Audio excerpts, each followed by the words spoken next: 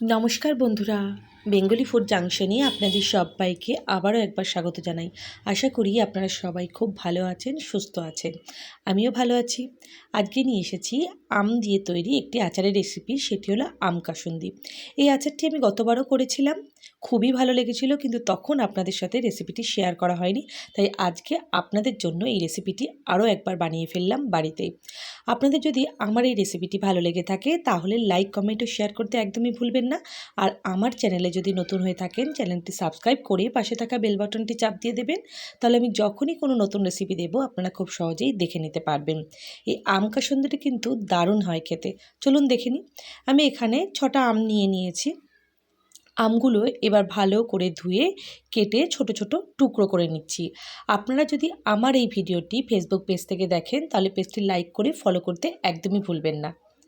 এরপর ভেতর থেকে শাঁস বা আটিটি ভালো করে বের করে দিয়ে আমি এবার ছোট ছোট টুকরো করে কেটে নিচ্ছি।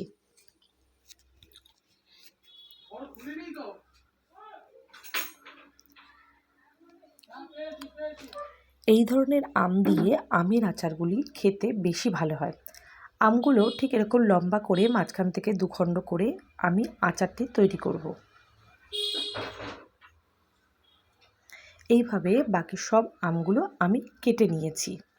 এরপর এই আমের মধ্যে দিয়ে দিচ্ছি লবণ 2 চামচ মতো, ও তার সাথে দিয়ে দিচ্ছি 1 থেকে 1.5 চামচ মতো হলুদ গুঁড়ো।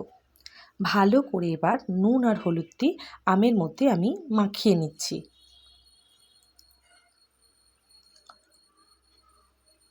এরপর একটি থালার মধ্যে আমি সমস্ত আমগুলো, নুন হলুদ মাখানো আমগুলো সুন্দরভাবে সাজিয়ে কিছুক্ষণের জন্য রোদে দিচ্ছি।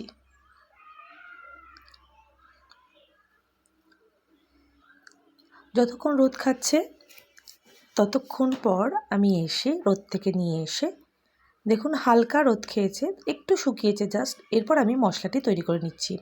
এখানে নিয়েছি কালো সর্ষে, অনেকগুলো শুকনো লঙ্কা, অনেকগুলো গোটা কাঁচা লঙ্কা যেটি আমি আচারে ব্যবহার করব, এর সাথে লবণ, হলুদ, সর্ষের তেল ও নিয়েছি চিনি। চিনির ব্যাপারটি আমি আপনাদের পরে বলছি। অনেকেই আপনারা জানেন যে ভাবছেন যে আম কাসুন্দিতে আবার চিনি কেন, কিন্তু একবার এইভাবে বানিয়ে দেখুন। এরপর শুকনো কড়াইতে আমি প্রথমে শুকনো লঙ্কাগুলো ভালো করে টেলে নিচ্ছি। শুকনো লঙ্কাগুলো টালা হয়ে গেলে একটি পাত্রে তুলে নিচ্ছি।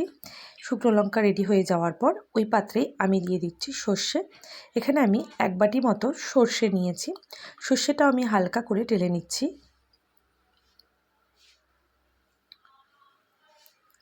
খুবই লো থেকে মিডিয়াম ফ্লেমে কিন্তু সর্ষেটি টেলে নিতে হবে, নাহলে কিন্তু পুরো একটি বাজে গন্ধ বেরিয়ে যাবে। এরপর সর্ষেটিও রেডি হয়ে গেলে আমি পাত্রে তুলে নেব। এই সর্ষে আর লঙ্কা দিয়ে আমি মিক্সিংয়ে দিয়ে একটি মশলা তৈরি করে নেব, যেটি আমি আম কাসুন্দিতে ব্যবহার করব। আপনারা যদি আরও একটু ঝাল খেতে পছন্দ করেন আরও কিন্তু লঙ্কা দিতে পারেন। মশলাটি খুব সুন্দরভাবে গুঁড়ো হয়ে গিয়েছে এবং খুব সুন্দর একটা গন্ধ বেরোচ্ছিল। আমি কিন্তু খুব ফাইন পেস্ট করব না, একটু দরদরা ভাব থাকবে। এরপর 1 বাটি সর্ষের তেল নিয়ে আমি এর মধ্যে কড়াইতে দিয়ে দিয়েছি। এরপর যেই আমটি আমি হালকা শুকিয়ে রেখেছিলাম সেটি গরম তেলের মধ্যে দিয়ে দিলাম। ভালো করে একটু নাড়াচাড়া করব। যেহেতু আমের মধ্যে আগে থেকেই লবণ আর হলুদ দেওয়া রয়েছে, আমি তাই নতুন করে আর লবণ হলুদ এখন দিচ্ছি না। এরপর আমটি যখন নরম হয়ে আসবে, খুবই অল্প পরিমাণে আমি লবণ ব্যবহার করেছি, শুধুমাত্র আচারের নুন ভাবটা আনার জন্য। আমগুলি মোটামুটি নরম হয়ে আসলে এরপর আমি দিয়ে দিচ্ছি ওপর থেকে যে মশলাটা আমি রেডি করে রেখেছিলাম সেটি। এখানে মোটামুটি পুরো মশলাটি আমি ব্যবহার করেছি।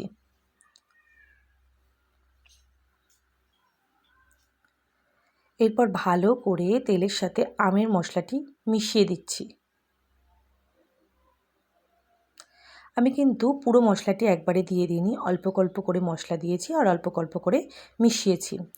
একটু টেস্ট করার পর আমি লবণের প্রয়োজন বোধ করায় আরও একটু লবণ দিয়েছি।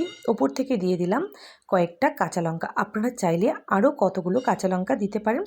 লঙ্কাগুলো কিন্তু আমি চিড়ে দিইনি, গোটা গোটা লঙ্কাই দিয়েছি। যখন আপনি আচারটি খাবেন তখন লঙ্কাটি মুখে পড়লে বেশ ভালো লাগে।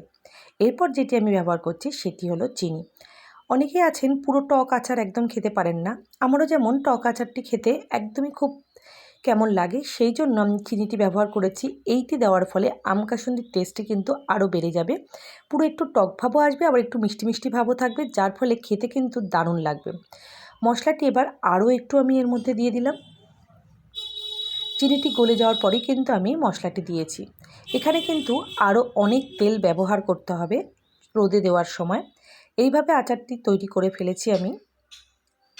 পুরো আমটি কিন্তু পুরোপুরিভাবে নরম করা যাবে না, একটু শক্ত শক্ত ভাব থাকবে।